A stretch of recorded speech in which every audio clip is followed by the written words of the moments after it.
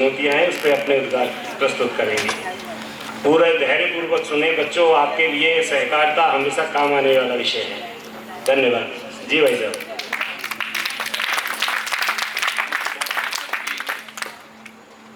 संस्थापक महेश शर्मा साहब, हेमंत जी, youth for Nations के पदाधिकारीगण, पधारे हुए अतिथिगण और इस सत्र के सभी मंत्री, प्रधानमंत्री जी, विपक्ष के नेतागण और मेरे युवा साथी, सबसे पहले मैं धन्यवाद अर्पित करना चाहता हूँ संस्था के पदाधिकारियों का, जिन्होंने मुझे ये मौका दिया आपसे रूबरू होने का।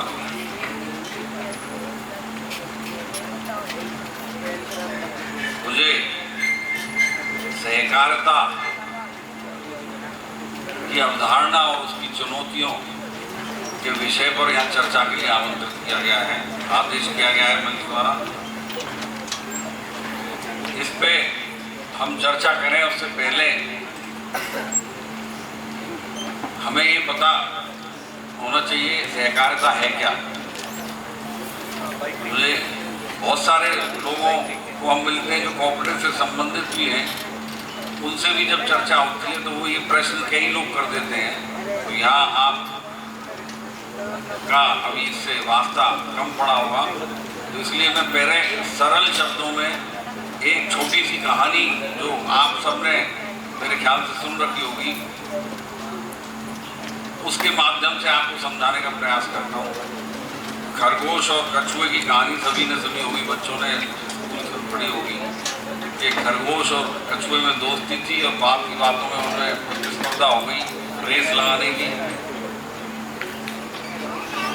एक रूट तय हुआ, खरगोश बहुत ओवर कॉन्फिडेंस में था, थोड़ा सा आगे जाके कि वो तो बहुत पीछे रह गया, आराम कर लेता हूँ पेड़ के नीचे। आराम करने लगा, उसे नींद आ गई। कछुआ निरंतर चलता रहा और जब खरगोश की नींद खुली तब तक वो अपने गंतव्य तक पहुंचा।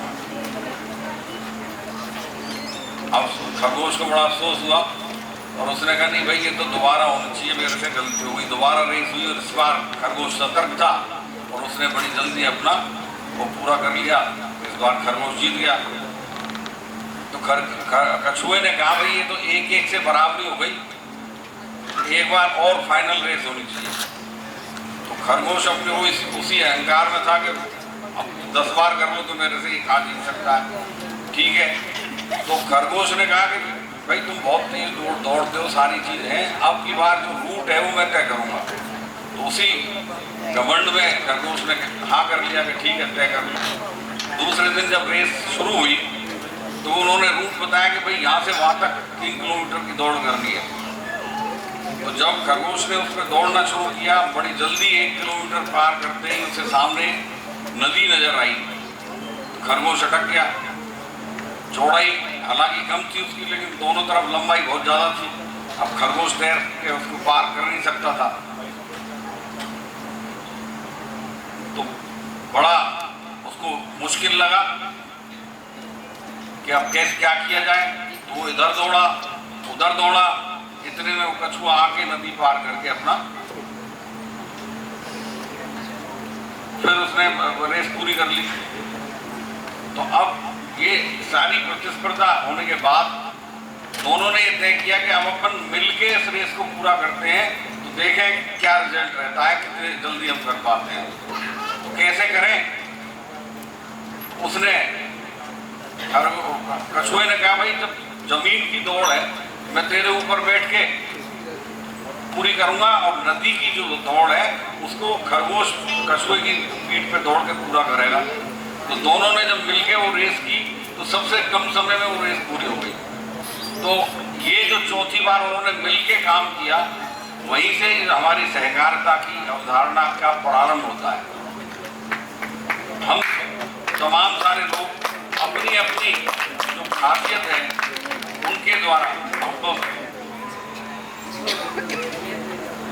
हमारा इंटरनेशनल कोऑपरेटिव जो अलायंस है उसकी परिभाषा जो बहुत बड़ा संगठन है, पूरे 90 देशों में करीब हमारी सहकारी संस्थाएं हैं, उनको जोड़ने का काम करता है। उन्होंने जो परिभाषा इसकी दी है कि एक ऐसा संघ जो अपनी इच्छा से एकत्रित हुए लोगों का संघ, जो आर्थिक, सामाजिक और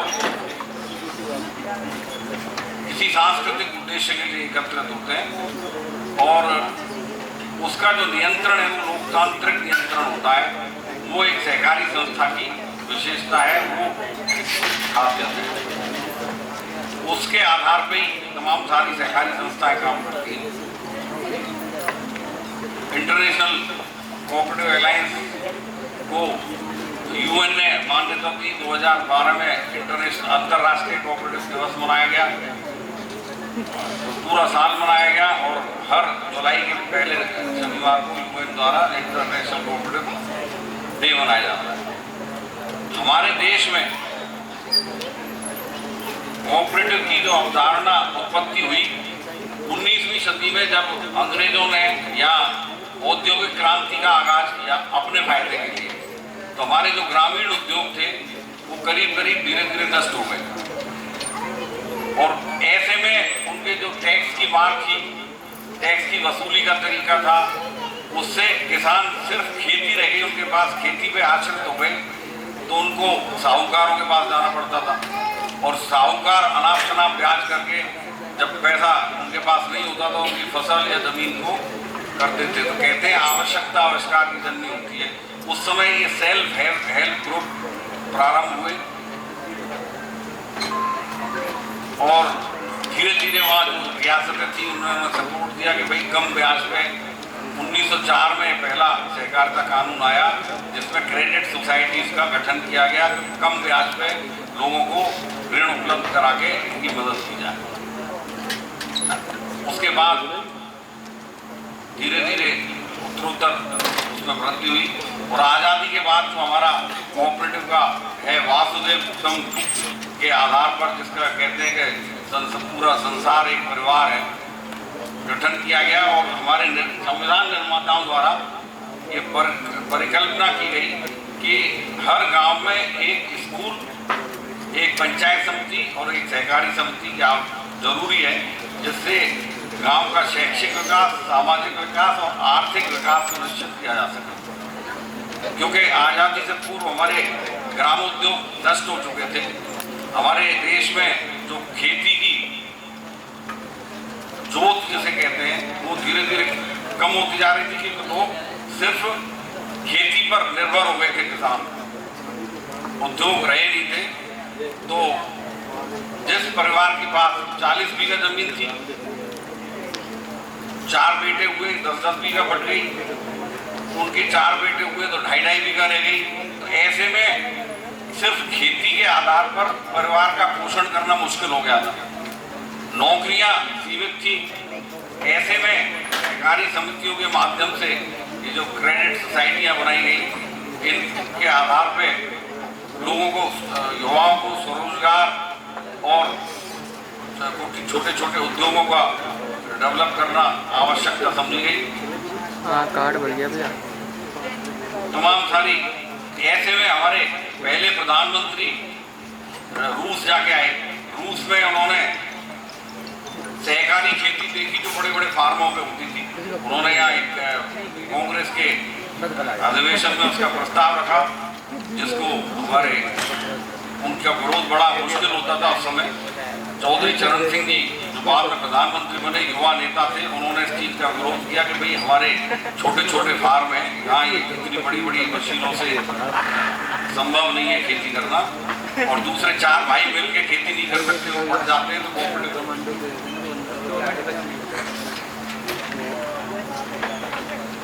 तो इस प्रकार जो उन्होंने कहा, उनका कहना था भाई अभी हमारी कोऑपरेटिव सोसाइटी खाद बीज, मशीनरी और फाइनेंस क्रेडिट देकर ही हमारा काम कर सकती है। तो वो सहकारी खेती वाला मामला उस समय टल गया। आज हमारे देश में तमाम तरह की क्रेडिट सोसाइटीज हैं, तमाम डेयरीज हैं, अमूल, सरस और अंतर्राष्ट्रीय लेवल पे भी हमारी यूरो बैंक सहकारिता क्षेत्र की सबसे बड़ी बैंक है, उनके द्वारा हम सहकारिता आंदोलन को बढ़ा रहे हैं। 2011 में 70वां संविधान संशोधन करके सरकार ने कोऑपरेटिव के गठन को फंडामेंटल राइट्स में शामिल किया है और हाल ही हमारी केंद्रीय सरकार द्वारा माननीय अमित शाह जी के नेतृत्व में सहकारिता मंत्रालय का अलग से गठन किया गया है, क्योंकि अमित शाह जी खुद कोऑपरेटिव आंदोलन से काफी लंबे समय से जुड़े हुए हैं। इसलिए हमें उम्मीद है कि और ज़्यादा प्रगति करेगा। इसके जो चैलेंजेस हैं वो संविधान में एक्ट बनने के बावजूद भी कोऑपरेटिव सोसाइटी के समय पे चुनाव नहीं होते। जिस संस्था का मैं अध्यक्ष बना उसका 18 साल बाद चुनाव हुए थे। 14